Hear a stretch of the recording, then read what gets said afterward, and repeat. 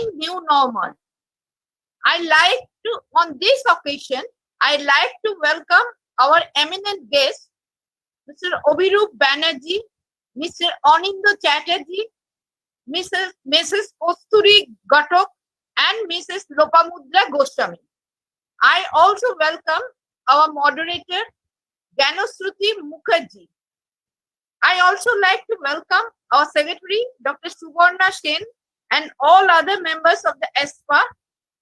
And last but not the least, I must welcome our valuable viewers who took interest to watch the show on Sunday evening. I just like to hand over the mic to our moderator, Ganasruti, to carry on the program. Ganasruti, Thank you so much, Shikadi. Good evening and welcome to our Facebook Live on career decisions in new normal. Now I would like to request our governing body member, Ms. Anushwa Ghosh, to give some brief intro about ESPA to the viewers. Anushwa, please. Thank you, Ganasruti. Good evening, everybody. ISPA started its journey on 2003 as a registered body and is increasingly becoming an organization of professional psychologists based and working in West Bengal, mainly in Kolkata. It has extended its services to the welfare of the society to help people by making awareness in mental health through regular workshops, seminars, and community services. It also provides job opportunities to young psychologists and acts as a platform for them to utilize their knowledge and skill. Hope that you all will enjoy our ongoing session. Thank you. Thank you, Anushwadi.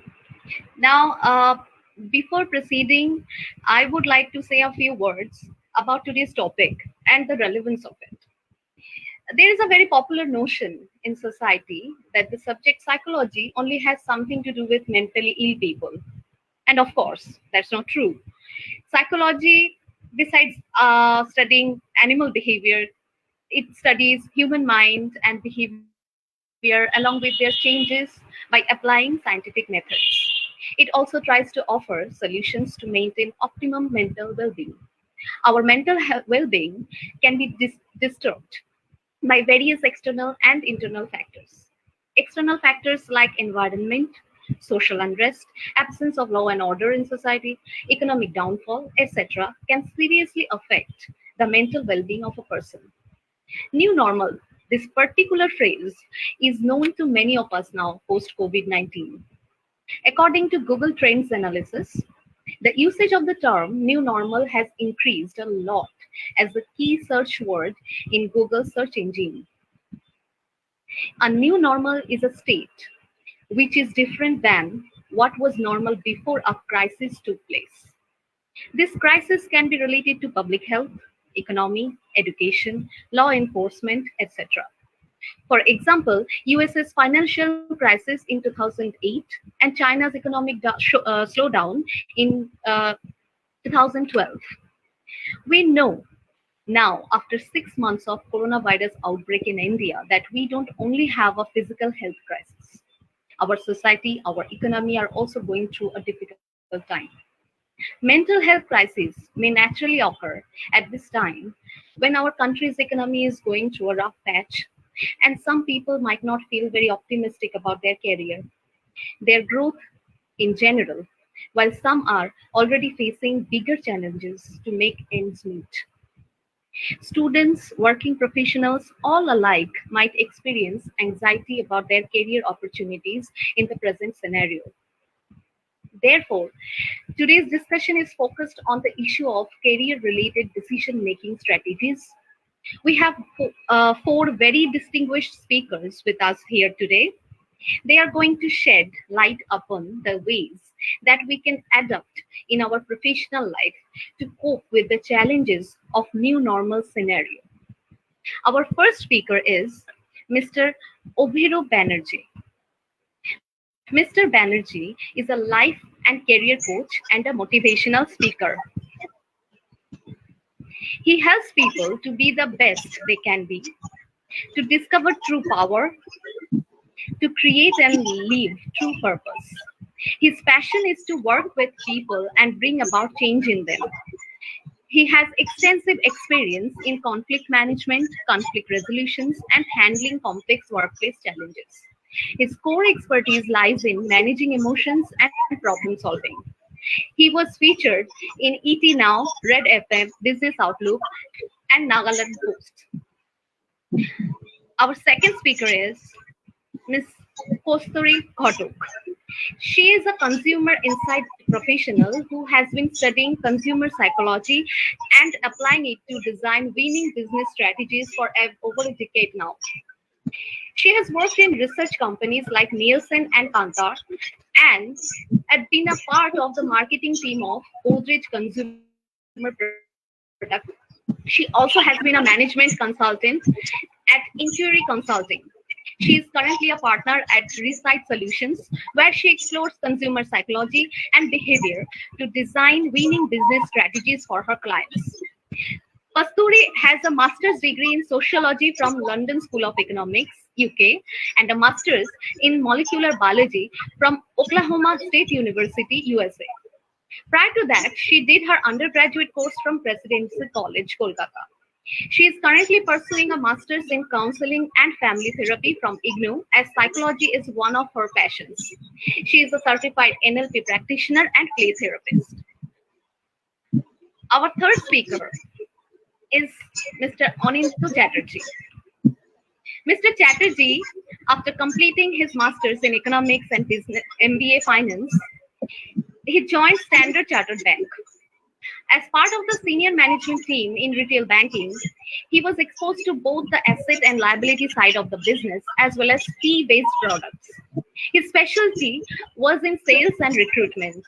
After leaving Standard Chartered Bank, he formed Knowledge Corp, a corporate training company, but soon he passed the management of the company to his friend to move abroad in a BFSI company. He was instrumental in new business initiatives and pre-sales for the US, UK, and APEC markets. He finally quit in 2009 to come back and join Knowledge Corp as the managing partner.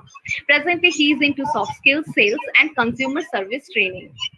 The client list includes banks, insurance companies, FMCG companies, educational institutions, and IT companies. He, along with his team, also specializes in wealth management, assessment, and placement. Recently, a representative office has been opened in Singapore to look after both the training and wealth management business for APAC. He has 23 years of work experience and hundreds of man hours in training. This ex-banker, trainer, and musician grew up in Kolkata but has lived and worked in various cities across the world. Presently, he stays with his family in Kolkata. For more details about the training programs conducted by him and his team, go to www.knowledgecorpasia.com. Our fourth speaker and last speaker is Ms. Lopamudra Goswami. Ms. Goswami is a practicing clinical psychologist. She is also attached with Vishwa Bharati Shantiniketan as a career counselor. She regularly writes psychological articles which are published in different magazines.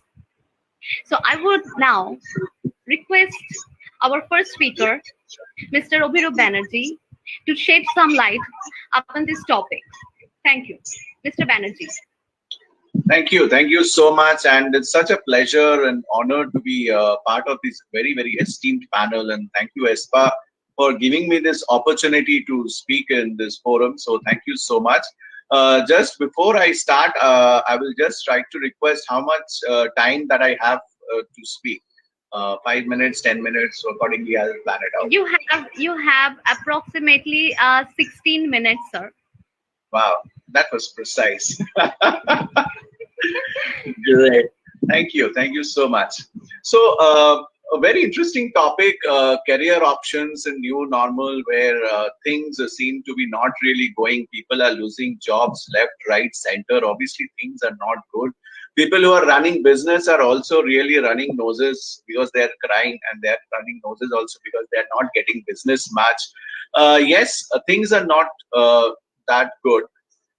But I would like to take back our viewers as well as our panelists, kind of a year, 2 year back, where we did not have to do these online meetings. We were all meeting offline, and we discussed this term at length, which is called VUCA. VUCA is volatility, uncertainty, complexity, and ambiguity. That we are in a VUCA world, and we used to have a lot of seminars where we discuss this, that how to analyze this VUCA world and what we should. And people have strategies, marketing strategies, HR strategies, people strategies of how they can handle the VUCA. Okay. Interestingly, if you look out, last 6 months was actually the time which actually VUCA is, and all those strategies that we all discussed on those beautiful banquets with nice dinner and cocktail seem to be actually going down the drain, with all due respect to all the strategy makers, because things are not really happening the way it should happen, and we are all pretty confused what exactly we should do. Now, let me come back to a part where we are talking about careers.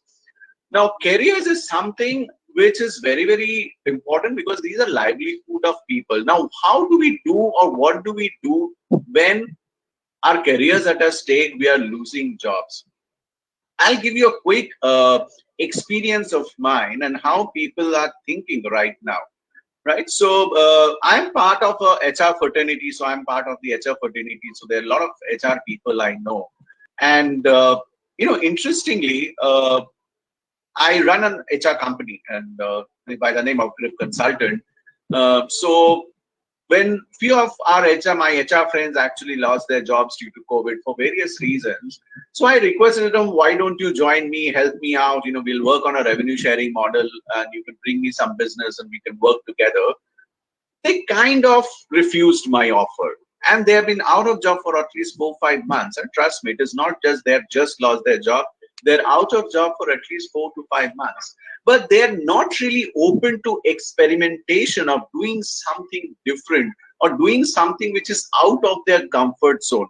We all talk about comfort zone. It's a very, very talked about terminology. But when it comes to a real implementation and application of getting out of comfort zone, I think that's where we are really facing a challenge. Second, so this is one instance which I saw where my dear friends are not really open to take up opportunities which are actually coming to them. I heard another friend of mine who was actually, she was in a pretty high paid job. She was getting a good salary, lost her job. Within 2 months' time, she did get a job, but the salary was not as per the expectation. She did not take it up. COVID hit. She's still out of job. So it's about decision making of what we want, how we want, and why we want. Because this particular situation, whether we call new normal, I call it abnormal. I don't call it new normal. Nothing new for me. It simply seems to be abnormal. But this situation is going to stay. Let's accept it. Yes, businesses have opened. Things are slowly. But there are sectors who are actually hiring a lot. There are sectors, the healthcare sector, the FMCG sector. There are, bit of the real estate sector is also picking up. The e-commerce sector is really picking up. The manufacturing, few of the manufacturing sectors have been really working really good during these times. The information technology has been, they have been affected, but they are still surviving. I'm not saying they've really shut down. So there are a lot of sectors, but again, the type of jobs is really changing. And if we are too choosy about the kind of work that we do or what kind of work we do, I think that would really create a bit of challenge during these times, because during these times we have to be flexible. Now, we talk something called continuous learning, or during lockdown, a lot of people did a lot of webinars, racked up a lot of certificates. I still remember there was this one meme that came up where this Rock, I forgot his real name. He's carrying a bag full of webinar certificates that he has trained. But then what I'm going to do with this webinar certificates? Am I going to just show it in Facebook and LinkedIn? By the way, coming back to LinkedIn, how many of us use LinkedIn properly? Big question. We hardly use the various avenues from where we can actually get a job or where we can actually get an opportunity. Now imagine there is a job post that has happened and there are around 200 applicants, sometimes more than that. Why you? How would you stand out? What does your LinkedIn profile talking about? Is your LinkedIn profile catchy enough? Are you responding? Is your LinkedIn profile responsive enough? Are you on Twitter? What are your responses in Twitter? What do I look into when I look at the Twitter? Your Twitter. Do you at all have a Twitter account? If you don't have, then what are you doing? I mean, how do I hire you? Because most of the interviews, do you have a video resume? Because right now, most of the interviews are actually happening virtually. There are very few interviews which are actually happening face to face. So now we had a concept of resume. Now the concept of video resume is coming. So have you put on a video resume on LinkedIn? If you at all, you're actually reaching out in LinkedIn and sharing what kind of work you have done rather than asking for a job. In my LinkedIn, I have around 11,000 plus connections, and every day I saw a feed where people are asking for jobs. Rather than asking for jobs, why don't you share your knowledge, like what you know, what is your expertise, where you can add value, what kind of work you have done, where you have created a difference. That would catch a recruiter's eye. So if there are 200 applicants, if I see that, definitely I would try to give you a call. And over and above also, I would expect that you bring into the table something that is different. Because yes, whether it's today or it was yesterday or it's tomorrow, the supply would always be more than the demand.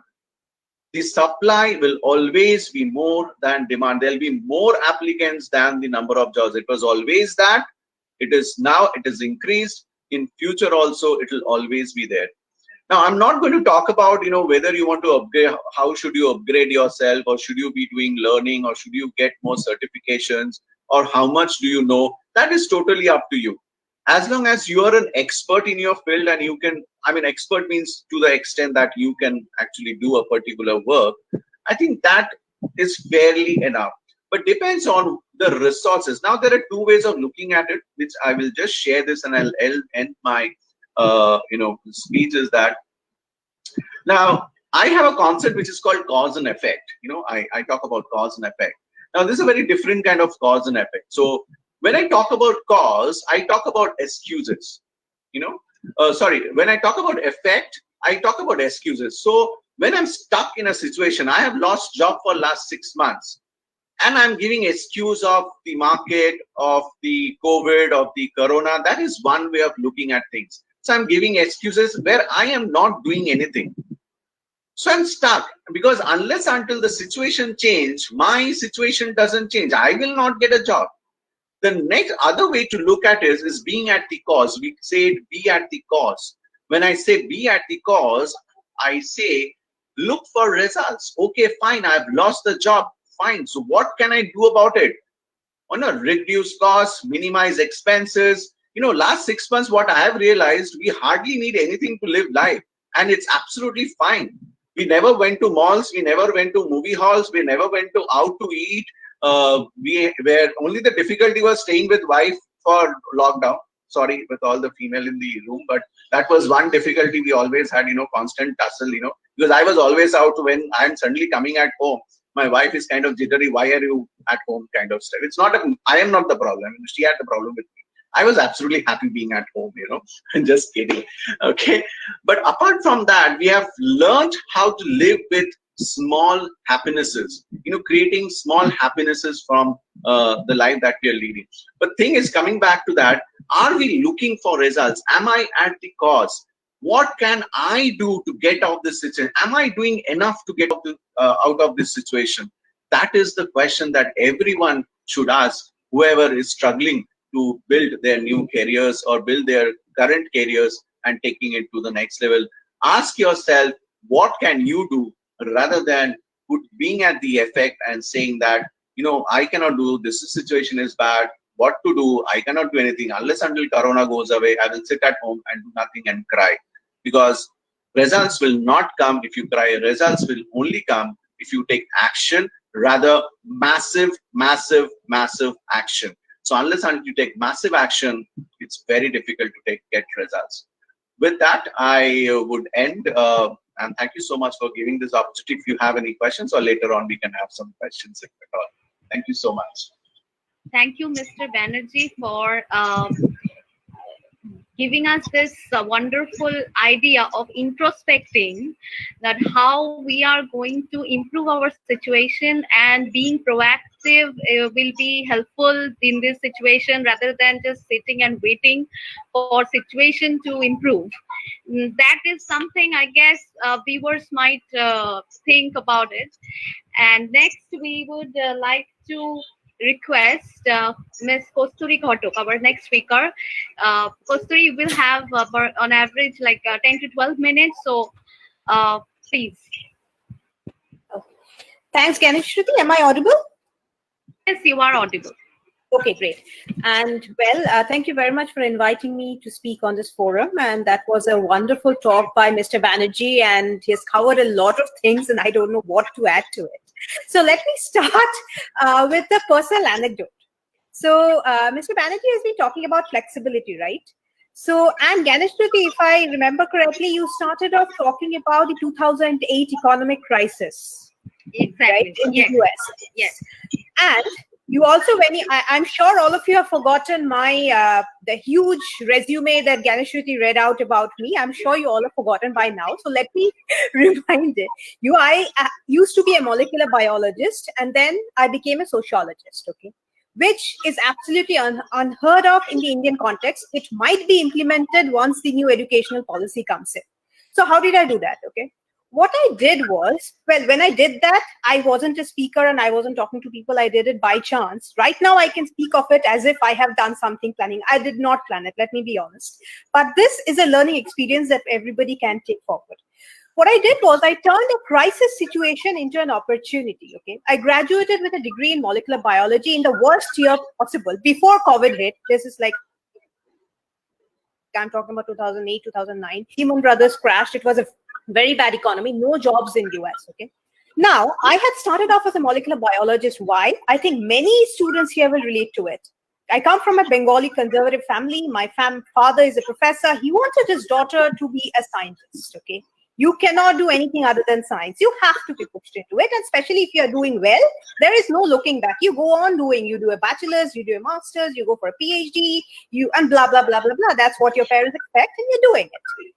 When that situation hit, I was like, you know what? This is what I never wanted to do in my life. I'm a people's person. I don't want to add reagents in bottles in a molecular biology lab. So, and I don't have a job. So what do? So I looked into sociology degrees, which I always wanted to be a sociologist. And fortunately enough, I found a degree at the London School of Economics, where they were studying, it's a very niche degree, where they were studying the social aspect of biological science. Okay. And it actually clicked to me, okay, this is where I can make the transition. Okay. So then I moved to London School of Economics. I did a degree in sociology, and I have been working as an ethnographer and qualitative researcher for the past decade. From 2010, it's 2020 now. I'm a researcher and ethnographer.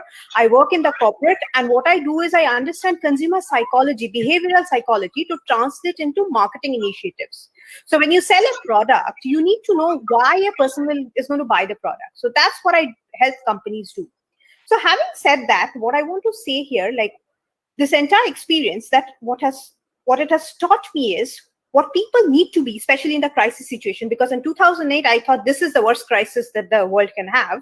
And now we are in 2020 and it couldn't be worse. So one thing which Mr. Banerjee, of course, mentioned is flexibility, okay? And flexibility means you need to have adaptive intelligence. If you cannot adapt to what is the new normal, what are the things that is expected from you in the current situation, you will be redundant, okay? You can't go on doing whatever you're doing. The world is changing at a very fast pace, and you have to adapt to that change. Survival of the fittest. We know it. Darwin has said it 100 years back. We have to do it right now as well. Second is innovation. You need to innovate not only like innovation is not about innovating products, it's not only innovating service, innovate yourself. What skills do you have? What can you do? As like, for example, right now I'm speaking in a public forum, okay?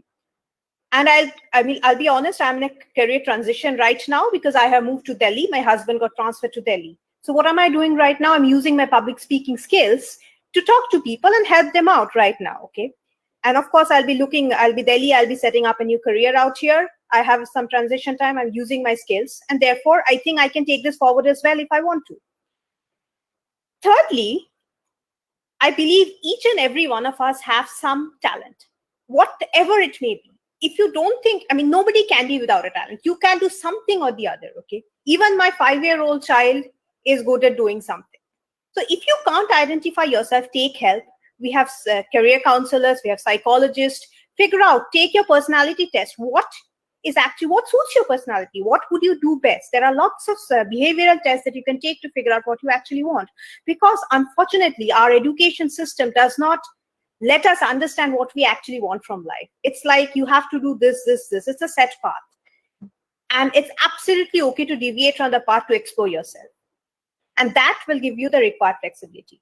And another thing which the current situation requires is independent working skills, okay? Nobody is going to monitor you. You're working from home. So that accountability, that credibility, that if I am given a job, I will do it on time. I will meet the deadlines. You should show your accountability to the employer so that you are indispensable, okay? And think of it this way. This working from home has given a huge opportunity to many, especially women. Work from home is a blessing for women when they are working. Secondly, there will be a reduction in migration. You don't need to move to a different city or a big city. You can do a job sitting out of somewhere in a tier 2 or tier 3 city in India, working for a company that's based out of Delhi. Think of it as an opportunity rather than a hindrance, right? And also, let's say when you're going to a job interview, a lot of people have this, get jittery before a job interview, etc. Think of it, you're going to take up a job interview sitting on your bed or your table at your home comfort. Use that as you are in your comfort zone, right? So use that as to as positive, okay? Be friendly, talk to the interviewers smartly, dress up properly, okay? That's very important. And show your skills. As Mr. Banerjee rightly said, have a face. Don't put unnecessary things on Facebook, okay? It's a good place to show off. It's a good place to show the world you're happy.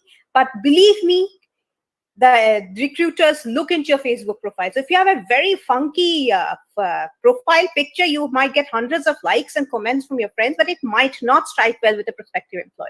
So be careful what you're posting, okay? Political views, etc. Very well. Try to keep it apart if you're looking for a job. It might backfire, okay?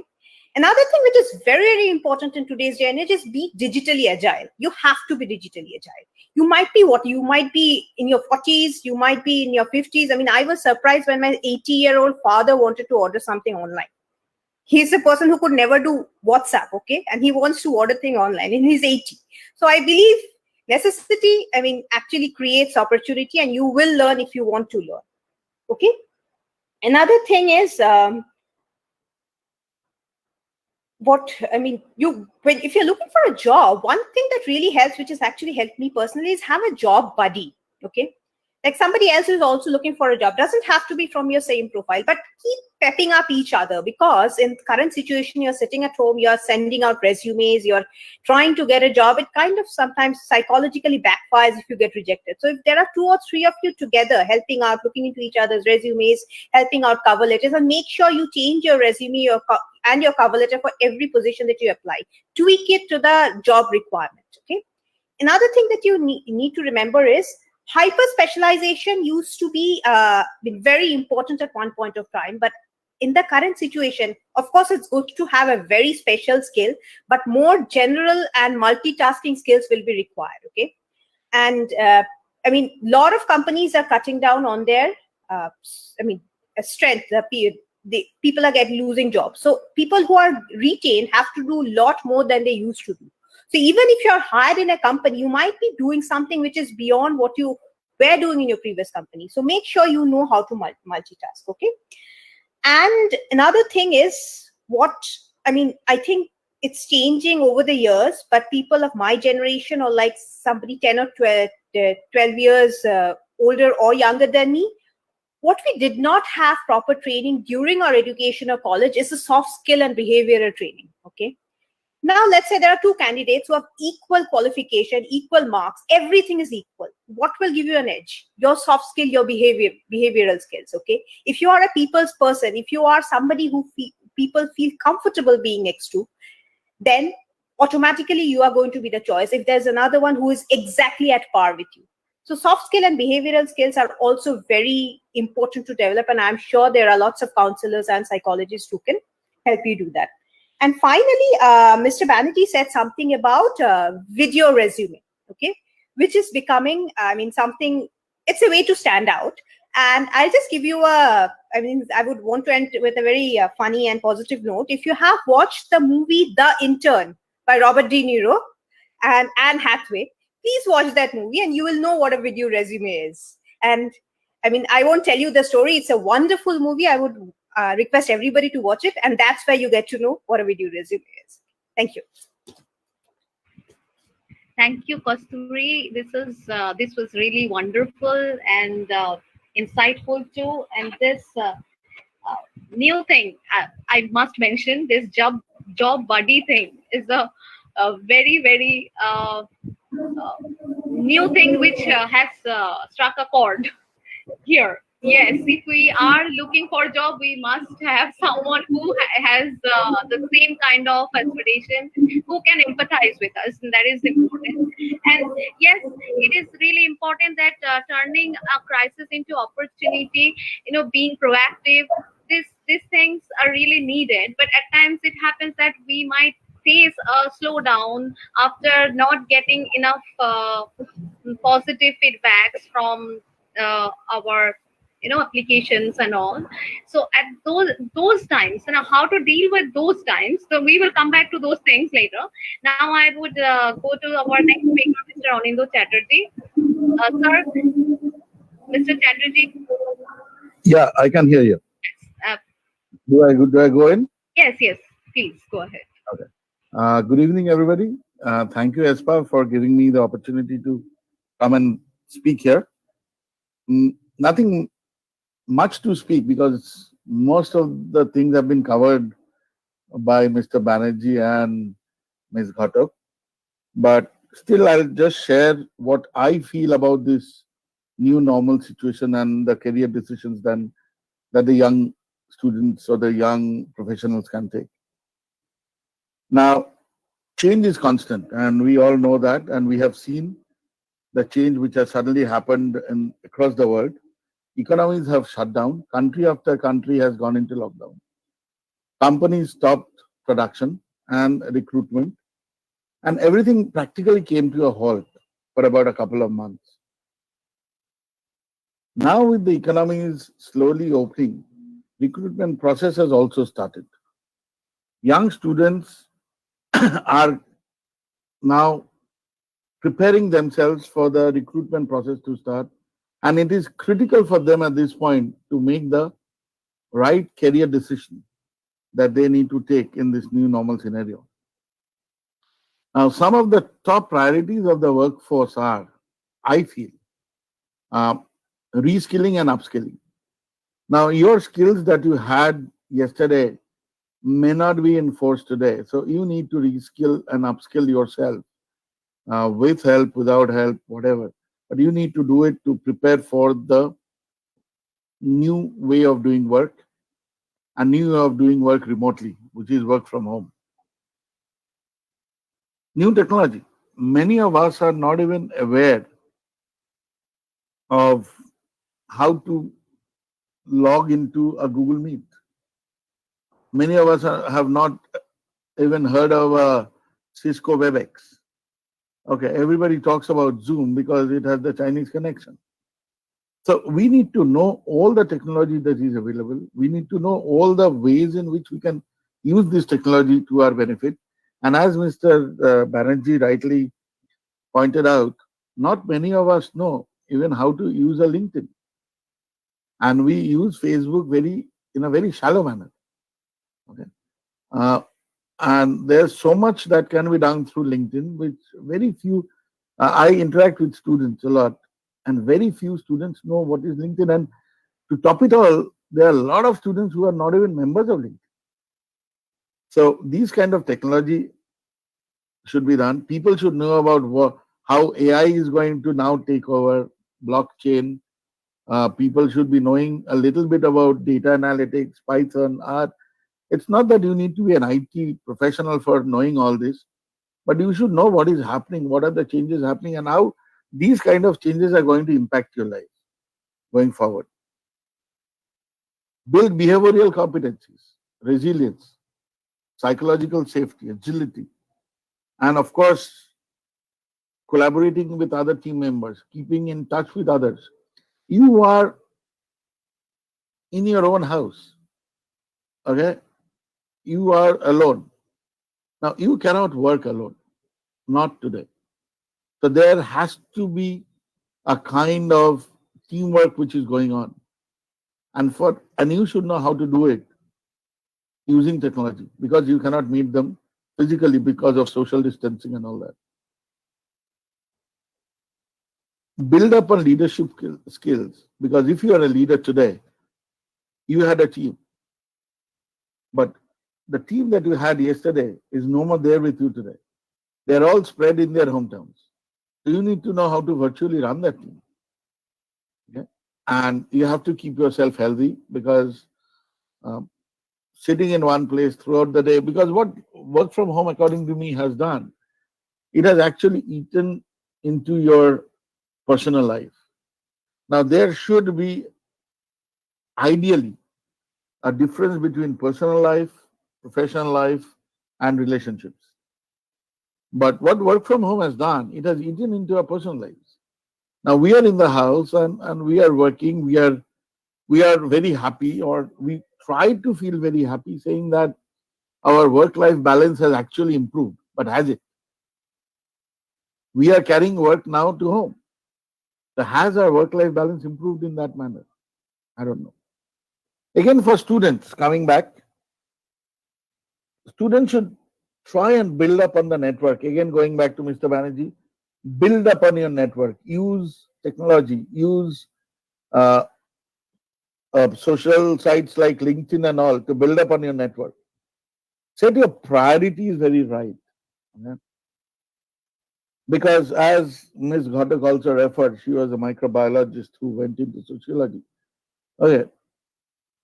May have been her own choice, may have been the circumstances in 2008 which made her decide to go for a complete line shift.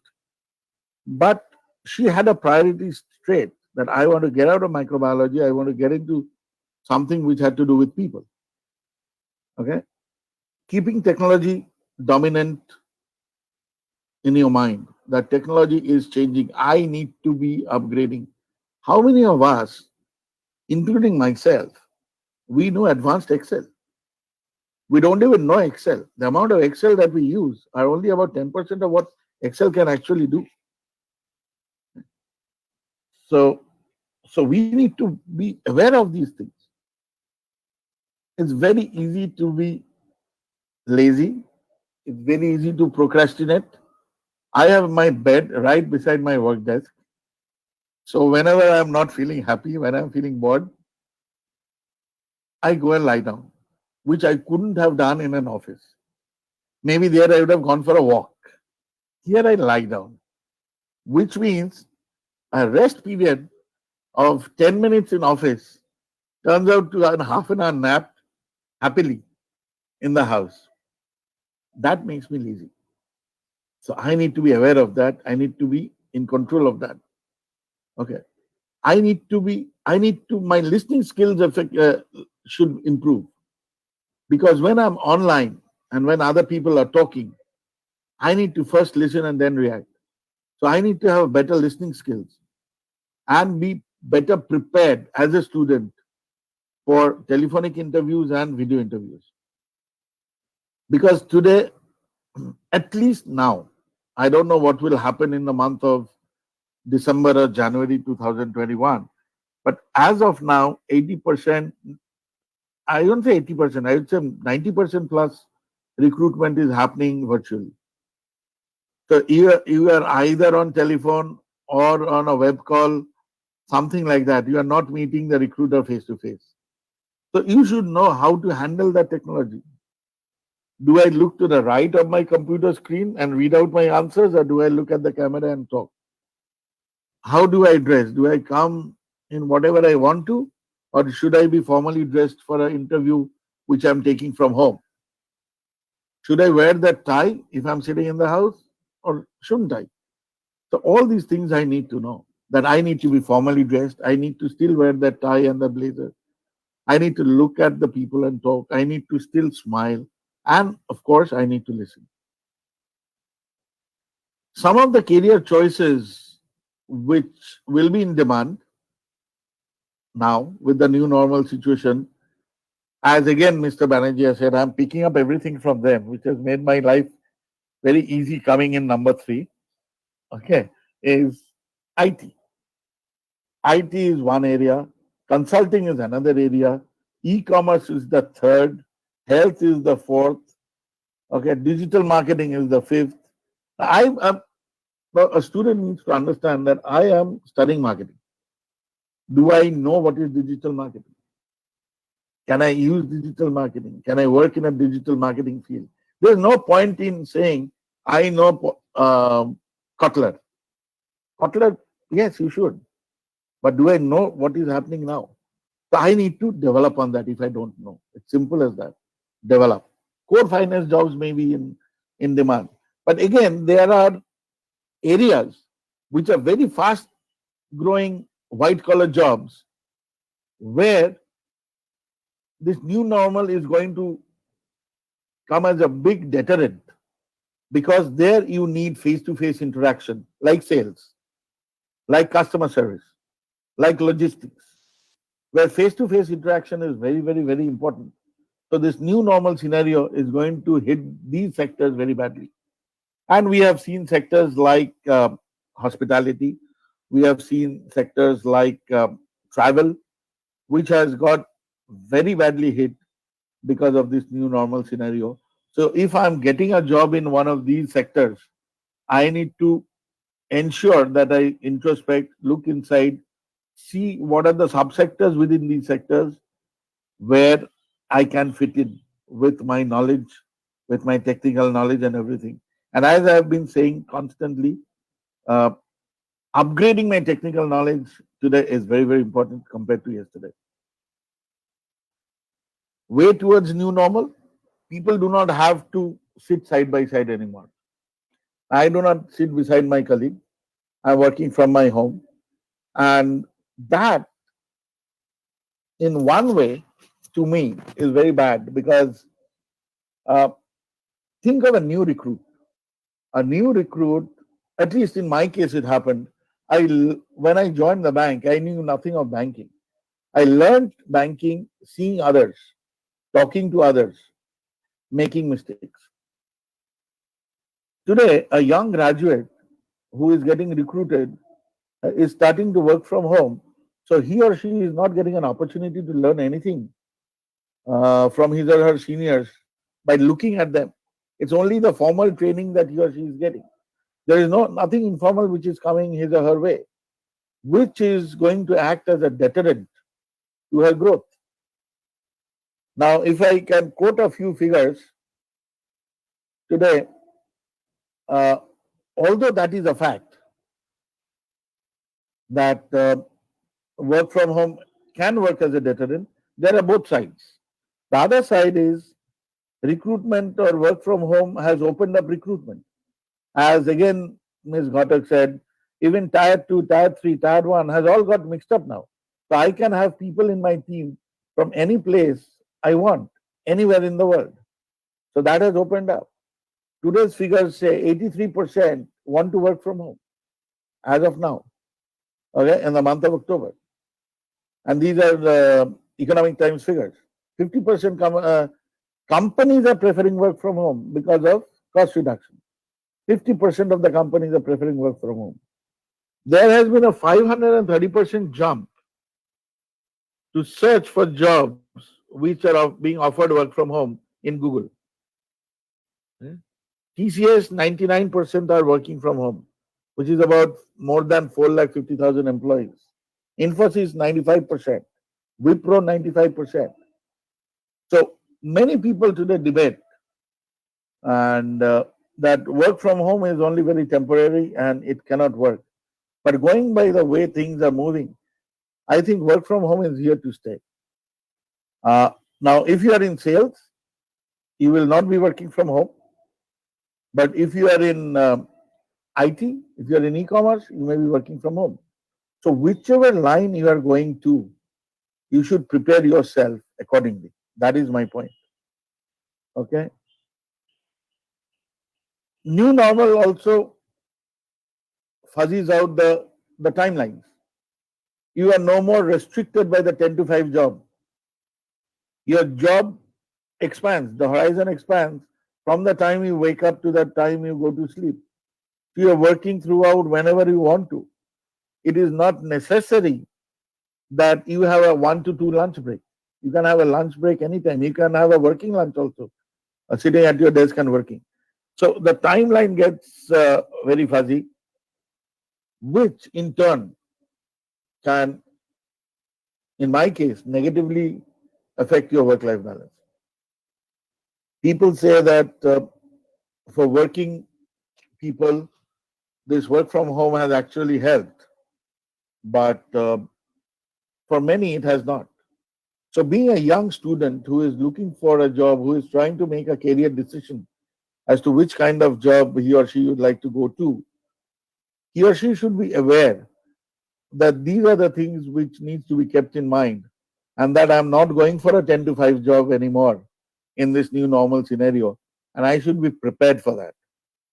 I should be prepared for extended hours. Okay. Uh, I am a faculty at one of the management institutes, and we were doing some work with the students for recruitment. Just day before yesterday, I had to spend the whole night with the students, which would not have been possible if I was taking that class going to the institute. We started at 10 o'clock at night, we finished at 8 o'clock in the morning. So that would not have been possible otherwise. Now, the students who have now joined and who are there, they are ready for this. They know that this may happen. We are working from home. They are spread all across. Companies are not hiring people based on what they have done, but they are hiring people based on their abilities and willingness to learn new things, because things are changing very, very fast. And you need to learn that much faster. So for young friends who are looking for a job change or who are looking for new jobs, my advice is do your research very carefully based on your priorities. Refresh your CV, and as Ms. Ghatak again said, it should be specific CVs to specific jobs and not an industry CV. Think about your goals, aims, long-term views, and account for the ways of working and how you fit in, how you can fit in, and what you need to learn. Phone interviews, video interviews are here to stay. Okay. Some of the skills that are required in this new normal, which were there also earlier, basic behavioral skills, new technological skills, communication skills is very important. Listening as part of communication skills is even more important, and job specific skills, if any, is there. And you can be sure that the employers will be looking for, other than your skills basket, they'll be looking at your attitude, because that is very, very important to how malleable you are and how you can mold according to the situation as it pans out. Your behavior, your creativity, your flexibility, and of course, your capability to work independently, take up challenges independently, be accountable and responsible. So, last, be patient. Do not limit yourself. That's my advice to the students. And do not limit yourself in the career choice. There are a lot of jobs which are closing down. A lot of people are losing jobs on the one hand. But the positive side is a lot of new avenues are opening up. A lot of new jobs are getting created. So while we have a tendency to look at only the negatives, there are a lot of positives which are also happening, which may not be highlighted. So you just need to look for them and go for it. Thank you very much. Thank you, Mr. Chatterjee, for your lovely insight to the whole scenario. And we can understand from your speech that rescaling and upscaling, unlearning some already learned skills might be helpful to adapt to the change of new normal. And in this context, you also have pointed out that how many companies are preferring this work from home scenario, and many employees also are preferring this work from home facility. But also, you have pointed out that this might interrupt the work and personal life balance. So we will come to this part later. Now I would go to our last speaker, Ms. Lopamutra Goswami. Please, Lopamutra Goswami, can you Yes. hear me? Yes. Am I audible? Yes, yes. Yes. Yes, Am I Ms. audible? Goswami? Oh, Yes, you are audible. okay. Now, if you may say a few words, please. Yeah. Yeah. Good evening to all of my viewers. In this today's Facebook Live program of Eastern Zonal Psychological Association, our topic is career decisions in new normal. The previous speakers have enlightened us, sharing their valuable views and motivational advice to how to combat the ongoing crisis. Now, as a clinical psychologist and career counselor, I shall focus some light on the topic.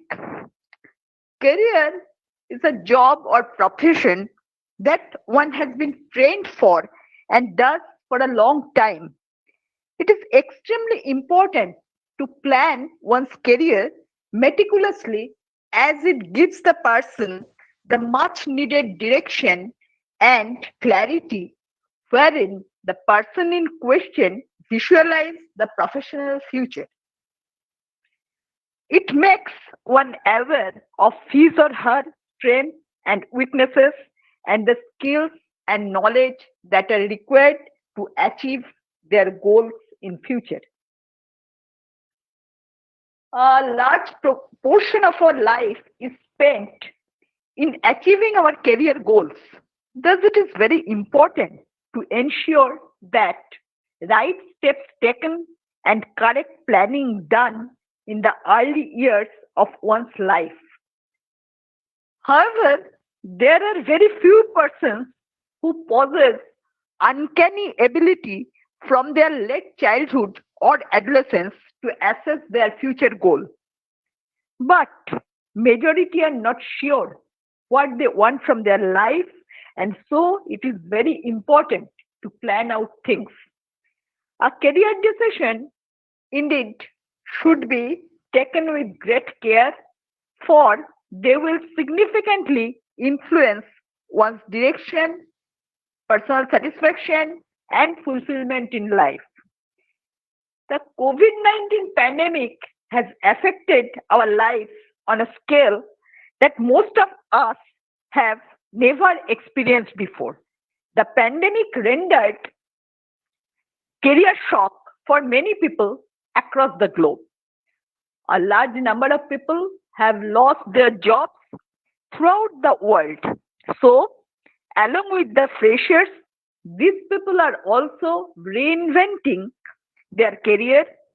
Now, the world is reeling under a situation which is volatile, uncertainty, complex, and ambiguous. As we adjust to this new way of life, there are many unprecedented hurdles to be faced. One such challenge is to how to plan the career and get a job in the new normal situation. This situation involves a high degree of uncertainty and this unexpected situation have disrupted one's habitual routines and jolted people out of their comfort zones. So it's no wonder that during the normal situation, many people are rethinking about their career. The situation is threatening, and psychological studies shown us that such situation prompts people behave conservatively. May I share a few simple principles that can help to focus on decision making about career? Develop many possible selves. When you don't know what the future will bring, or when the path you thought you were on takes a sudden and unexpected turn, it makes sense to pursue a diverse portfolio of options rather than just sticking single-mindedly to one option. When thinking about one's future, it is good to consider various paths, set yourself up to tackle every possible opportunity. It might be cultivating new knowledge, develop a new skill, or simply speaking to the right people. Then get to know yourself, identify your vision, values, aptitudes, interests, skills, traits, and abilities. Explore your occupational options and gather information about them. Try talking with people in those fields. Ask them how they gained the skills and knowledge they needed. Evaluate your career options. Decide which ones are the best for you at this stage of your life. Look at the pros and cons of each option. Consider the challenge you may face and how you can handle them. Develop a plan to make your options a reality. Identify the short term and long term steps that you need to take. Create deadlines for completion of each step. Before one chooses the right career, one must learn about oneself, his or her values, interests, soft skills, and aptitudes in combination with personality type. Then one should use self-assessment tests and career tests to gather information about one's traits and aptitudes. One may consult career counselor who can help to take right decision. So, in the new normal world, one has to develop resilience and embrace change with a view to learning agility, to unlearn and learn new things and apply the knowledge in the rapidly changing context. When it comes to reinventing your career in this time of crisis, it is extremely important to keep the mind in focus and explore various options of how you would like to get to your vision and avail new opportunities and thrive ahead. Thank you. Thank you very much. Over to Ganeshruti. Thank you, Lopati. Thank you very much for this detailed, meticulous steps that you have described. And let us just go to the question answer part now, because we have a shortage of time. So one by one, we are asking the speakers a few questions. First, I would like to go to Obiru Babu, Mr. Banerjee. You said that people, after losing jobs, they are being offered some jobs with salaries that are not up to the mark, or that are below what they used to get from their previous jobs. Then how this situation, if they accept those kind of jobs with lower salaries, then how in the next opportunities, how they're going to justify to their employer that why they had chosen those kind of jobs? See, when so I'll just take what Kasturi ma'am actually shared, during the depression that we had, and there were a lot of jobs where people did accept jobs with lesser salaries. I have accepted jobs with lesser salaries, but See, these are all myths that are there in people's mind that, the HR will think that, you have accepted with lesser salary and it's difficult. See, end of the day, salary, career, it all depends what you showcase. Whether even if you accept a job with a lesser salary, doesn't mean in the next job you will not be able to get the high. I mean, if you spend a year or two, you develop yourself certain skills which is there really required in the market, you can charge a premium. It is absolutely fine. I mean, these are all myths that are there in people's mind that if I accept a lower salary, then I will not get a proper deal in the next job. It doesn't happen that way. Never happens that way. Because every company has their own budget, they will fit you in the budget if that is there in the budget. And if you can prove that you're worth it enough. Okay. So, actually, how much a person should compromise? I mean, how much lower salaries they can accept and they can not go beyond that or below that, I mean.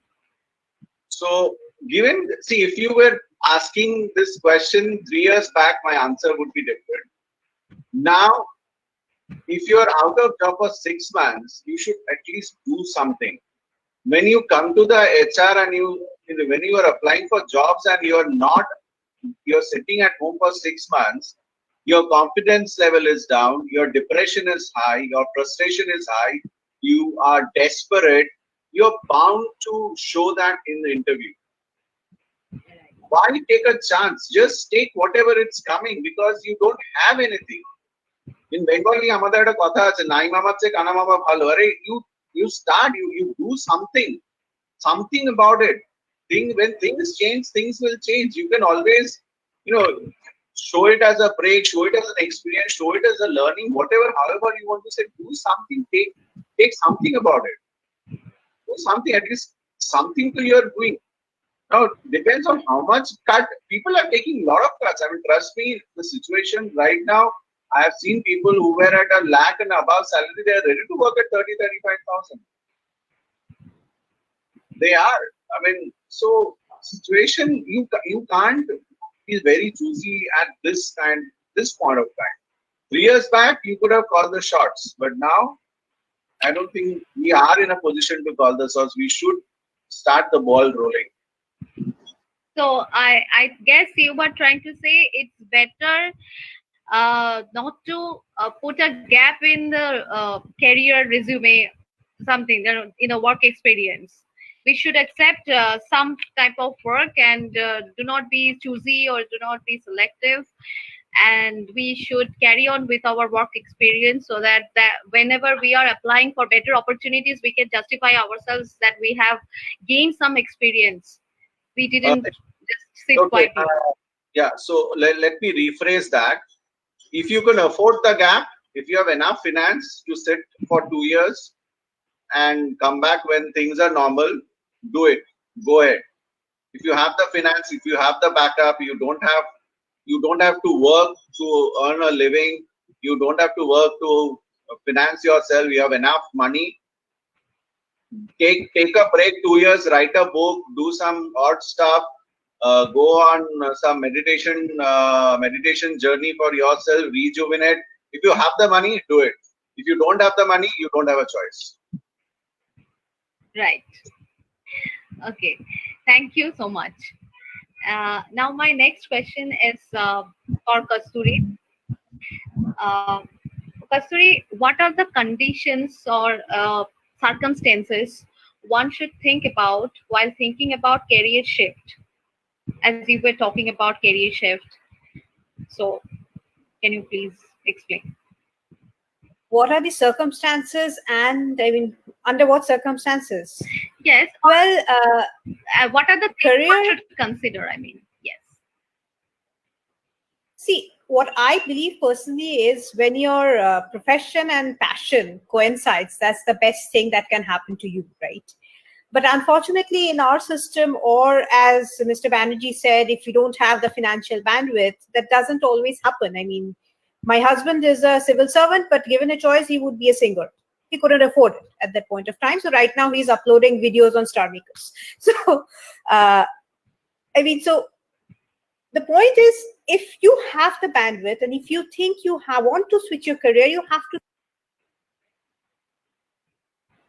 Kasturi, your mic has been muted. Sorry, suddenly it got muted. So Yeah. if you don't have the financial bandwidth, you have to plan it out as to how you do it. For example, as you know, Ganeshruti, I have been doing a degree on counseling from IGNU, which is a part-time course. And a lot of people have told me, you know what, you have a degree from London School of Economics and you registered for IGNU. I mean, it doesn't make any sense. But to me, it perfectly does. You know why? Because I can't afford to leave my job. I can't afford to leave my financial security and do a full-time course in psychology. Given a choice, if somebody was financing me, I would have done it. I mean, happily do it, but I don't have the choice. So plan it out properly that, okay, if I need to do, these are the steps. And also, I mean, I understand there is not everything can have a return of investment. Okay, a lot of things are out of fashion, but you have to have a plan if you want to make a career shift. And now, since a lot of people have lost their jobs and they're looking out, it's the perfect time to develop new skills, because you may not have this time in future when you actually get into the rigor of a job.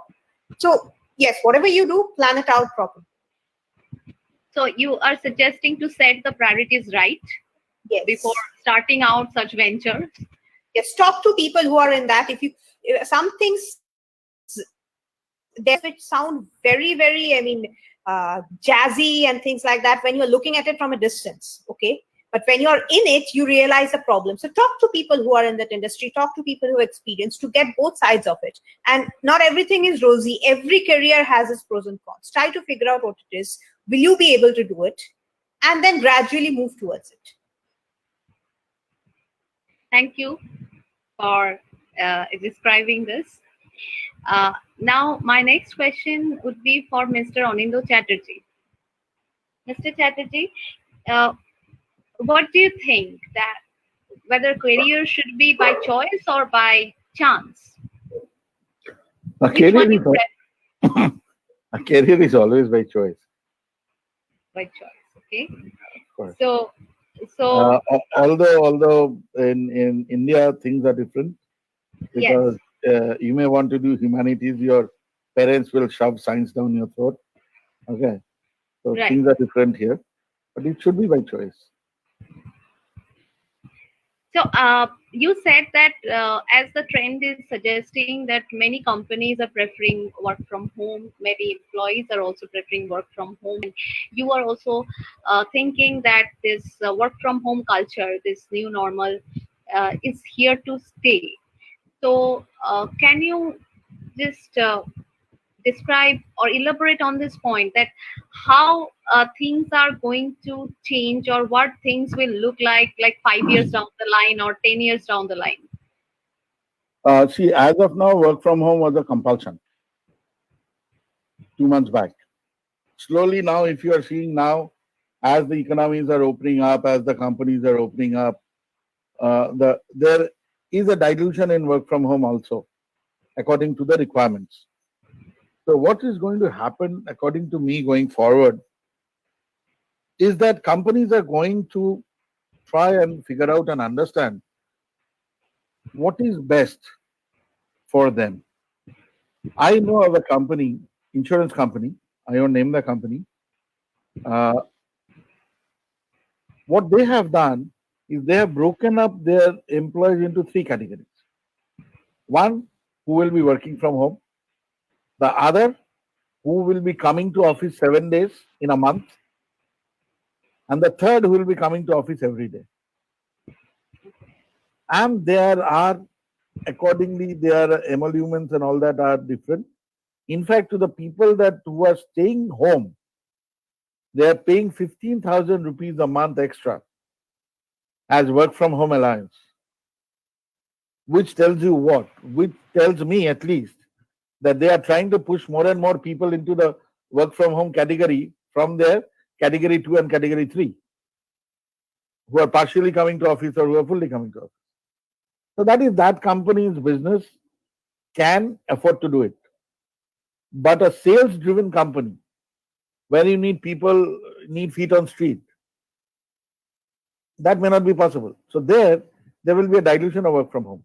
So all said and done, it is not like a dictionary definition that everybody will be on work from home mode or everybody will not.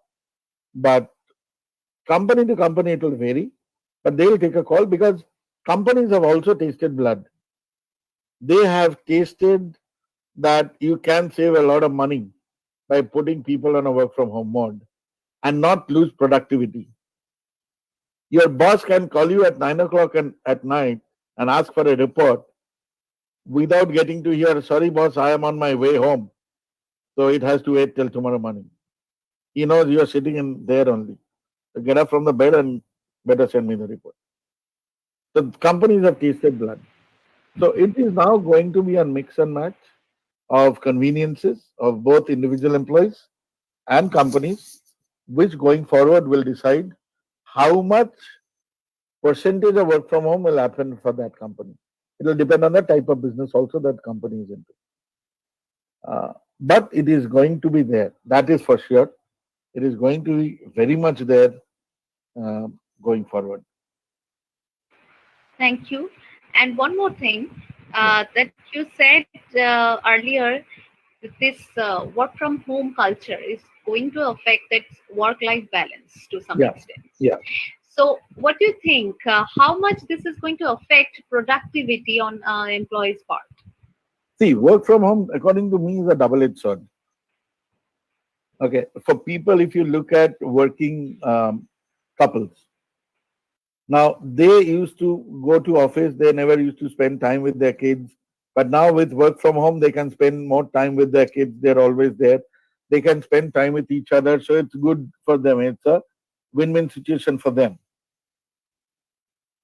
On the flip side, you are, again, as I said, you are carrying your work home.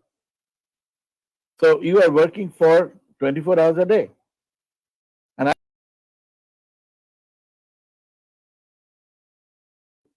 you cannot, you don't have any excuses. So that way you are fully engaged. So that is the other side of work from home. So the people who can draw the best balance between these two will actually enjoy the benefits of work from home. But if you get pressurized because of work, okay, and as Mr. Banerjee said, that his wife is pressurized because he is home, the flip side may also be true, which he did not mention, that he is pressurized because his wife is home, whatever. Uh, these are all individual relationships which will matter, but the people who can make the best use, that you are neither getting intimidated by the extra work pressure you are getting pushed into at odd hours maybe, and on the other side you are getting to spend time with your family, with your kids and all that. The maximum balance that you can do, you will get the maximum work from home for that. Okay, thank you. And it also depends on individual choices, I think. Some people want to go out more, and there are lazy bums like me who want to stay home more. So it depends on individual choices also. Of course. And thank you for elaborating on this. And I'm going to ask my next question to Ms. Goswami. Lopati, this question for you. That as Mr. Chatterjee was saying, this depends on personal choice of individuals, that how they're going to manage this work-life balance. So I guess people need to also learn new skills to improve happiness or life satisfaction or something like that, besides learning new skills for their job requirements, like soft skills, various soft skills for their job requirements, etc. So what is your take on this, and what kind of skills or mental capabilities one should enhance in themselves, or one should practice, so that they can have better work life balance, and their happiness also is not compromised? I totally agree with Mr. Chatterjee. Actually, work-life balance is very important in life, as first we have to decide what we want from life, what is our from where we get the satisfaction, get the fulfillment of life. If we have a plan on that, then I think we can balance on that, and we can take a plan on our career and at the same time our family life also. Now,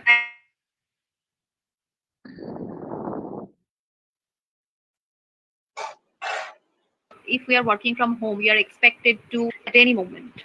So if a person is planning for some other activity for a particular time and his or her office calls, then how a person can balance this frustration or this commitments uh, from work or from life? Because one has to think logically. If you have the condition, if you have the think the external condition and etc., you have to work from home, then you have to take it as when your office or when your boss calls you during throughout the day, you have to join there. Okay, and what are the psychological impact of career uncertainty according to you? Yes, it's a impact is very mm, mm, it's a very heavy impact on one's life, the career impact, because normally a person's career is very important. So from the very early adolescence and the late childhood, we have to plan our career, and career must be a choice, I think. So accordingly, I think one has to choose one's career, and this has a very great impact on one's life. Ganeshruti, can I add one line about the work-life balance, if that is okay? My personal opinion. Yes, sure, absolutely. Sometimes I feel this work-life balance is kind of a myth, misnomer, because we have a life because of our work, and we work because of the life. And interestingly, I've seen, trust me, I've seen that people earlier and now also, even when they are at home, they're actually more glued to their mobile phones, even if they're not working. So at home also, they're actually not talking to each other. Then what is the life that we are talking about? If we are not spending the time or the quality time that we are supposed to spend, then why are we constantly cribbing about work-life balance? So I thought I will just add this line because I thought it's just my personal opinion. Yes, sure, absolutely. Because people at times they are, I mean, not at times, most of the times nowadays, they are just uh, uh, spending a lot of time with their devices, and this me time concept is somewhere getting synonymous with how much time you are spending alone with your device, and that is the me time somehow these days. And I think that change in outlook of me time, spending quality me time, can help work life balance a lot, or any kind of balance for that matter. That is my personal take anyway. So Can I thank add you. one line to this work-life balance? Of course, sure. Okay, I work in an industry where there was absolutely no concept of personal time. Okay, research industry, you work 24/7. So, having said that, this work from home, if you can make yourself indispensable to the organization, and you have a very good equation with your team, your boss, you can actually make it work. For example, right now in the current situation, I have to sit with my daughter till around 11:30 a.m. for her online classes. Okay, and when I told my organizations this is the scenario, and they were absolutely okay with scheduling meetings after 11:30 in the morning. So it all depends on your equation. If you say that, see, this is my time, this is what I need to do, organizations actually, I mean, if you're indispensable to the organization and you can show that you are actually doing your work and it's not just you just want to be lazy, people give you that opportunity to do your personal work. Okay, even when you're working from office, you go out to do your personal bank account works and things like that, and your boss, you just ask for permission. So it's absolutely okay to say that I won't be able to do it. I have seen people switching off their mobiles for the weekends, like it's weekend, don't disturb me. I have seen people doing that, and they are surviving in the organization because what they do, people know that their work is of immense value. You cannot do without them. So it all depends on how you set your priorities right, how you bond with your team, how you, develop a relationship with your boss, what your HR policies are. It's actually everything taken together. It's not that if somebody calls you at 2 a.m. at night, you have to get up and do the work. You need to set your boundaries as well. Right. Just like Can in I say our something here? Yes, yes, yes, sure. Yeah, I fully agree with what Kasturi said on this. But I used to stay abroad also, and there people never used to work on a Saturday, Sunday. But try doing that in India. India is a completely different ballgame altogether. Okay, so if you're, I have seen people who had been called for meetings at 9 o'clock at night, which could have happened at 5 o'clock in the evening. So India is a different ballgame. It's not UK, it's not US, it's not Japan, it's not one of those developed countries. And what she's saying is absolutely right. There, they switch off the mobile. I have had people telling me, this is my dinner time. I will not talk to you. Just one question. Okay. Just one question. Sorry, dinner time. I will not talk to you. But try it in India. Try telling your boss this. This is my dinner time. And see the fun. As I said, it also depends on the relationship that you share. I have told my boss that I'm feeding my daughter dinner, so I'll call you back after half an hour. You're very lucky, ma'am. It's a relationship that you share. It's a relationship that you build with your colleagues. Yeah, obviously true. But what I'm trying to say is that in general, there is a different ballgame. In general. I agree to that, absolutely. Yeah. India is different. Yeah. Yes. That is really a good point, that we must set our boundaries in our professional lives as well, like we set boundaries with other people in our various interpersonal relationships. I thank you all the speakers for their valuable opinions on this issue today, which we had discussed at length. And now our time has come to conclude this session. So I would request Mr. Dipankar Shil. He is our joint assistant treasurer of our organization, Eastern Zonal Psychological Association. Dipankar, please, if you can say a few words as a vote of thanks. Good evening, everyone. Now we are the concluding part of our Facebook Live program today on the topic Career Decisions in New Normal, organized by our organization Eastern Zonal Psychological Association. Our heartiest thanks to Mr. Obhirup Banerjee, an eminent entrepreneur, trainer, motivational speaker, and HR strategist. His valuable speech was helpful to all and could be helpful in future also. Our program was also ornamented by the eminent consumer behavior analyst, Ms. Kosturi Ghotok, whose speech elevated this program to a high dimension. Thanks, Ms. Ghotok. The magnificent presence of Mr. Anindo Chatterjee, faculty of IMI and famous corporate trainer, increased our enthusiasm. We are very much thankful to him.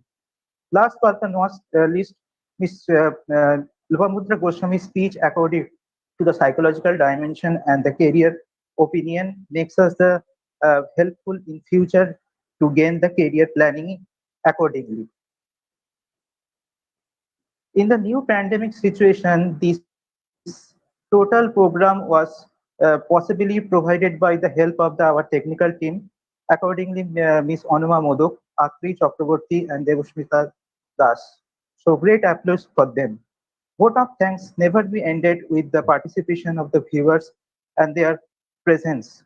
So finally, a warm, heartiest thanks to all the participants who were present at that time. Our also heartiest thanks to the members of the ESPA, whose total collaboration makes this program to happen, as well as we are really thankful to our secretary, Dr. Subarna Sen, and President Ms. Shikha De for their overall assistance. Thank you all. Thank you very much. Thank you, Dipankar, for this nice vote of thanks. Very heartwarming. I thank all the speakers again for your valuable time and opinion. Thank you. Welcome. Uh, So we can leave. Shuparnamdi, Yes. would you like to say No, something? I say today I am a listener. Anita was talking about being a good listener, so I've been a very good listener today.